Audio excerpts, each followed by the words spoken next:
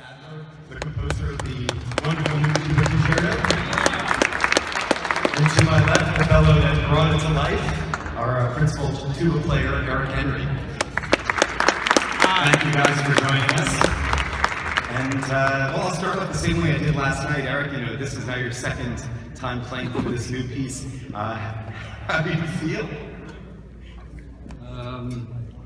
It's kind of like being on a jet plane when it takes off, not being in it, but being on it. What a ride. Is that how you feel now, or do you feel like it's landed safely? Oh yeah, it landed safely. This has been an unbelievable experience for me. First of all, to have Stuart and Jeff Woodruff, the executive director of the orchestra, for them to embrace this idea. And after listening to Brian's music, I had a feeling they'd be sold, but I wasn't quite sure if they'd be sold for what. And but to do this piece, and for Brian to come up with an absolute gem, and then to come out here in front of this great orchestra and have them sound so amazing to me, I'm sitting up there just incredulous. I'm thinking, all right, hang on for the ride. And just every note, a thrill to play. And to get to the end of the thing, and the horn hasn't fallen apart, and I'm still sitting on the chair, and all that. It's just a thrill. I'm so grateful for this. Jeff, Stuart? Well, on behalf of Jeff and myself, it's a great pleasure. And Eric, as I said at the beginning, Eric is one of the leaders of the orchestra, and I say this quite literally. He's been the president of the local union since I've been here. And always so incredibly supportive, not just of his constituents, but also of the orchestra, and very protective of what we're doing here. And so on every level, musically, in terms of his position in the community and in the orchestra, it's a real honor to have him as soloist. Brian, last night we gave birth, and today your baby came to maturity, all in one day. How do you feel? I feel great. It's really overwhelming to hear your music played on such a grand scale like that. So it was really awesome for me to listen to that many times over the last couple of days. So. Now, is there going to be a period of letdown? I mean, sometimes after big concerts, I spend a few days just kind of like feeling out of sorts. Do you go through that after you've had a premiere? Yeah, I think tomorrow I go back home. I'll be glad to be home with my family. But then after that, I'll be with the Navy. I'll be going to San Antonio. And I'll be just playing Susan marches and stuff like that. So for a little bit, I've played this for about 12 years, so I've had my fill of those. Oh, bet you have. So questions? Anyone want to ask questions of Eric or Brian? Yes, sir. Yes. Hi, Eric. I guess we have something in common. You studied with Arnold Jacobs? Briefly. Good. I studied with him when I was in the Navy. Oh, wow. Stationed up there in Chicago. And I just wondered, how long did you study with him? 2 lessons. I have yet done. I studied with, for 3 years, I studied with one of his proteges, Dave Federley, who's the tubist in the Baltimore Symphony. He recently retired, actually, Dave did. But I studied with Dave Federley. I would drive once a month down to Baltimore and get a lesson with Dave. And this is back around 1988. And if I played today the way I played when I started my lessons with Dave, I would not be in this orchestra because I was an inferior player.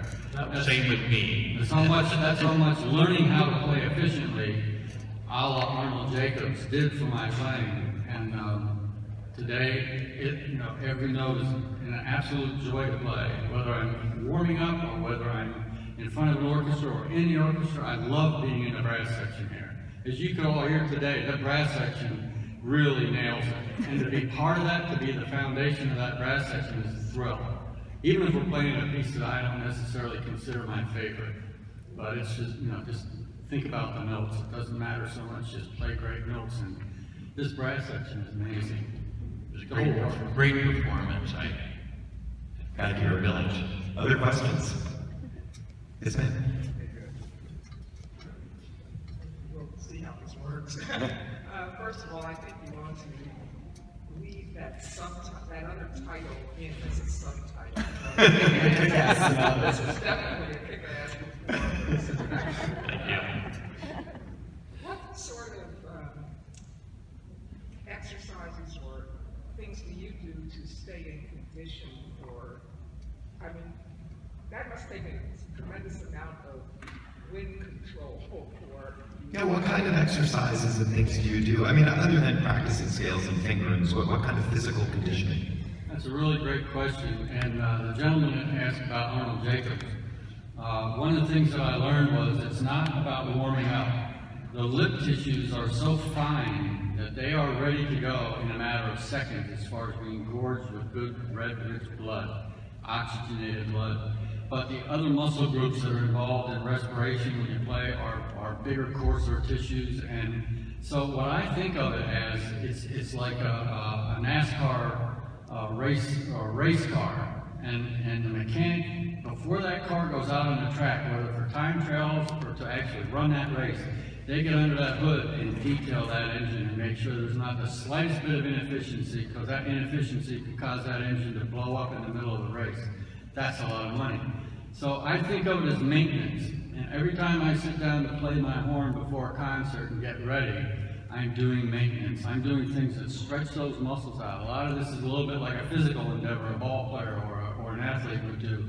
Loosen them up, get them as relaxed as they can be, and then think efficiency. And all the while that you're doing the mechanics of that kind of stuff, long tones, some slurs, some scale passages, some speed things. But I'll play just a gorgeous melody and play it in all 12 keys as I ascend higher on the horn, because I want every note to be as artistic as it can be. I want my imagination to fire as much information to my chops as it can do on everything I play. And imagination is, as far as I'm concerned, is the most powerful part of who we are as human beings. More powerful than our intellect, our emotions, our physical self. That imagination drives the music. And you watch these great musicians up here in this orchestra and just know that they're imagining that music really great in our heads. We play it the way we imagine it. And it's just a thrill to do that kind of thing. And then to have Stuart just be the guy that just says, okay, here we all are. Let's gel, let's go. Other questions? Yes? I have a question about the creative process. If I understood what was written in the program, you started out with a small piece and you used computer-generated music for instruments in the background. And you've gone all the way to an enormous piece with full orchestra. Can you comment on the creative process? And when you go all the way to an orchestra, can you hear what the orchestra must sound like in your head as you're writing it?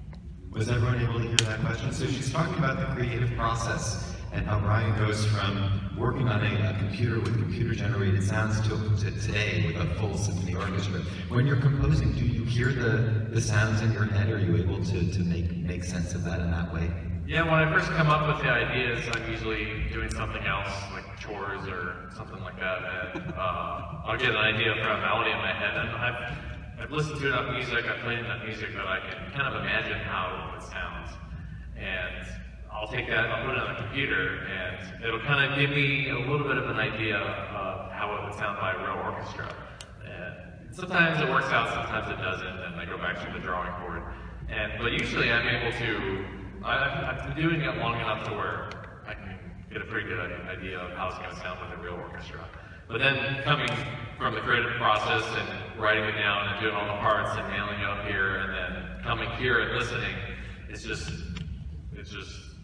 there's some things that worked really well that I was happy with, and there's a few other things that I was like, oh, that wasn't how I expected it to sound, and so we made some very minor changes like that. And the creative process is just something that each composer has a different way of doing, and it's really kind of hard to describe. It's not like Eric's, warming up, and he's got something that's very specific that he does. For me, my creative process changes over the years, and so it's something that's very difficult to pinpoint.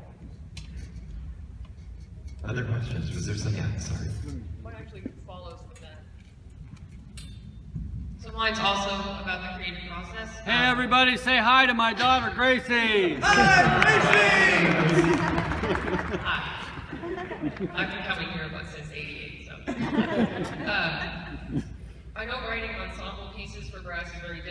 writing solo work is very different from writing solo work over an orchestra. And given that the tuba in particular has a range from the pedals all the way up, how did you choose a key, and how did you decide where to start various parts of the piece that, you hear a melody in your head, how do you decide, oh, I'm going to start that at, middle of the staff, because if I go any lower, it'll just fall over? Well, with the tuba, Eric told me the range of what he could play, and at least I kind of knew what his top note and his bottom note. And as far as writing the piece, I work for concert band. So those keys are a little different than orchestral keys. Like band pieces are usually in B flat, E flat, and F, and a lot of orchestra pieces are in D or A and sharp keys. And the bands are the flat keys. And so that kind of crossed over a little bit to the orchestra. But I tried to keep it, and I guess when I thought about it in my head, I knew what pitch it was, I knew what key it was in. It's like, oh, that's D minor, saddest of all keys. And I just kind of stuck with that. And then it changes key a lot, it goes from here to there. And that's where my own particular style comes in. I'm pretty fond of like minor third key changes and different progressions and stuff like that. So I kind of did like a mix of what they expected as an orchestra versus my own experience in a band, and also my own experience writing. Yeah. I have a question about the Schumann piece. I heard Daniel Harding say that he's a big champion of Schumann because he feels he doesn't get enough respect. And the reason he says he doesn't get enough respect is because a lot of people try to play Schumann like Brahms. Could you explain that? Well, I certainly can't explain for Daniel what he was pointing to, but I can talk a little bit about the challenges of doing Schumann. Schumann was not a natural symphonist.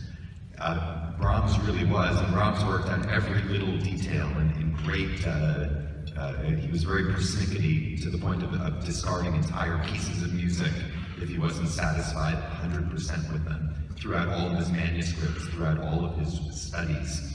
So all you had was the completed work. Schumann was best known as a writer of song, a leader, and miniatures for piano. Songs for the young. There are many, many hundreds of these wonderful pieces. And so the larger forms didn't come quite naturally to Schumann. Schumann orchestrates very thickly. The woodwinds and the strings were talking about how they don't really get any time to rest in this piece. They're always playing, from the beginning to the end. The third movement is a little different. The woodwinds do get a little bit of time off, but the strings get nothing off. And so this thickness of texture really does make it very challenging to bring the music to life. The music is just hard. The phrases are very long. The strings are playing a lot of jigga jigga jigga jigga jigga jigga jigga jigga, and it gets very tiring, and it's hard to create momentum when you're playing steady 16th notes all the time. And so a lot of people do shy away from Schumann. I happen to think it's glorious music. The Second Symphony, you can't really compare it to Brahms. Brahms is Brahms, Schumann is Schumann, but I think this is great music, certainly, on a par with any other great music. We did the Third Symphony several years ago. I think that also is a marvelous piece. The First Symphony, I think, is a little bit, there are challenges that are really hard to pull off in a limited rehearsal period, and the Fourth Symphony doesn't resonate with me, personally. A lot of people think it's his best. I think that Schumann does kind of take a backseat to Brahms. Brahms is the great symphonist of the mid-19th century. No one compares to him. If you want to put Mendelssohn up against Brahms, I think even Mendelssohn loses, Schumann loses. Even Mahler, I think it's tough to compare with Brahms when it comes to symphonies. But that doesn't mean they're not great. And so I'm very happy we did this, but I would not have programmed this had I not thought we had an orchestra that could do it really, really well. Because in many ways, this is much, much harder to pull off than a Brahms symphony. Because the Brahms symphony, you play what's on the page beautifully, and it's going to sound pretty darn good. Here, even if you play all the notes right, all the dynamics right, it can sound very vertical, like there's no sweep to the piece at all. And so I think that's probably what Daniel's getting at. So how do you make it sound good? How do you make it sound good? We did a lot of work on phrases, a lot of work on tone color, a lot of work on balance. Not just brasses play less. There are places where the brasses were playing full tilt, but places where the strings can take a little bit of a breather and not be playing full fortissimo all the time. There are long phrases where it gets louder and softer, and how do you taper those crescendos and diminuendos. So it's a lot of little detail work. Do I wish I had 5 more rehearsals after a rehearsal? Of course, there's always more you can do. But yeah, that's the work that we do. And it's actually not all that different from the work we do with other pieces. It's just harder and very exposed. That second movement, the first violins never get to hide anywhere, and it's constant, very, very difficult playing. So, you know, God bless these guys. They can play anything. Very, very lucky. Good question, though. Other questions? Yeah, we'll do these 2 questions. First of all, great job. Second of all, how do you come up with anything that isn't a melody or harmony? How do you come up with a tuba part that isn't made of, well, not tuba in this case, but normal whole notes that end up just being donuts? How do you change that to be something fun and interesting? Do you understand the question, Brian? So you're asking, how do I take like a boring part in the background, like with whole notes, and make it kind of lively? Well, you can kind of shape it with dynamics. Players will do this without even being written on the page. If they have a pad, as it's called, or just a note that's part of a chord that's obviously not the melody, they can take it and go a little bit louder and a little bit softer, and that's pretty much the best way to do it. It also keeps us from getting too bored. The musicians, they do that. But I'm going to ask a follow-up for Eric. In terms of the repertoire, as you get into the 20th century, I suppose there's probably more music being written for tuba as a solo instrument. What are the particular challenges of playing tuba as a solo instrument? Well, the first real orchestral concerto written for tuba was in 1954. The tuba is the baby of the brass family, not because of its size, but because of its age. It's the youngest instrument to evolve into the brass family. And Ralph Vaughan Williams, it wasn't until 1954 that the tuba really had just an unbelievably beautiful piece for the tubas to work up and play in a concerto. A gentleman named Harvey Phillips, who was an international soloist and played in the New York Metropolitan Opera Orchestra, was a student of Bill Bell's, wound up at Indiana University. He pioneered a lot of effort. He was like an angel. That when he got to Indiana University, he started a thing called TUBA, Tubist Universal Brotherhood Association, and he began having annual symposia where composers, performers would gather to talk about music for the tuba and euphonium. And he got a lot of American composers, international composers, writing music specifically for the tuba.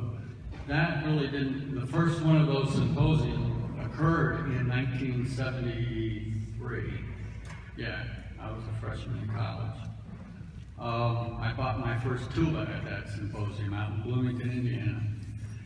I wasn't going to buy a car, but I spent it on a tuba.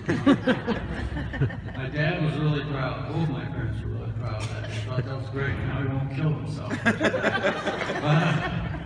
And I have it, actually, I'm here.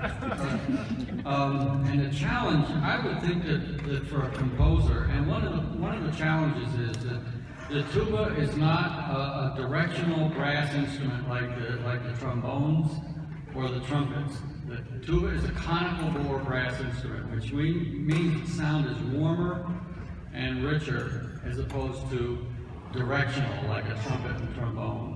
So our sound goes up and over. Sousa liked to call us the frosting on the cake. The tuba section had to go up, not out. And yeah, Sousa. But so for that means that if you write rather dense stuff in the accompaniment, even if the piano is too busy, then the tuba has to somehow power up out of that. And it's not that kind of an instrument. It's not, you don't want to take a big thing like this and drive it like a truck. It's just not going to be very musical. So that's one of the challenges, is to write in such a way that the orchestra supports, or the wind ensemble, or the pianist, whatever. And then you also have things to consider, You know, as far as the flexibility and the speed, none of that stuff is a real concern. The artist on the instrument determines how high or low the tuba can go, or how fast or slow it can go. Listen to Roger Bobo play. There's tuba players out there that sit down and play the Carnival of Venice and keep up with any cornetist. And I'm not that kind of a tubist. And that was one of the aspects of getting going on this project was, when Stuart first asked me, my response was, no, I don't think it's for me, but give me a couple of weeks to give your question serious attention, because it was coming from a great place and I just wanted to not blow it off. And when I came back with the idea of having Brian take the first movement and add 2 more movements to it, it was with the thought in mind that somehow Eric Henry would just make a statement that this is what the tuba can be from my perspective. And Brian nailed it. I mean, to play this piece was just like, you know, I talked to him about all kinds of wacky stuff. You know, one of my role models for how to articulate on the tuba is Carlos Santana, the great guitarist. One of my role models for how to just keep music going like this is a band called Tangerine Dream from Germany, a minimalist group that used nothing but synthesizers. And one of my great heroes in music, other than George Gershwin, was the Stan Kenton Orchestra. And I said, so if you can make the last movement kick, you know what, like a Stan Kenton arrangement of Malaguena, you got me hooked. And as far as I'm concerned, he nailed it. So let's do one last question here. Well, that was a long answer. Oh, that was a good answer, you know, I'm glad you went into that. The tuba sounded very high and very low in this piece, and I'm wondering, on the piano, what were the notes, the lowest and the highest notes, and how many octaves? So what is actually your range on the tuba? Okay, in this piece, Brian had me down to the last D on the piano, and I can go below the piano keyboard to a G. On good days, a G flat or an F sharp. So that's, 3 notes past an A. And then on the high side, the highest note I played today was the tuning A that the oboe plays. Okay, that's an A, a 6th above middle C. My best note is an F above that on the top of the treble staff. So I can go a little ways, and I'll tell you what, it's way fun. Well, I'd like to thank, first of all, these 2 gentlemen for their great work this weekend and for joining us after this concert. Thank you all as well. If you're celebrating Passover, have a joyful holiday. And I hope we'll see you all next month. We have Ann Shine coming to play Rachmaninoff Third Piano Concerto. Truly something you should not miss. So see you all very soon and get home safely. Take care.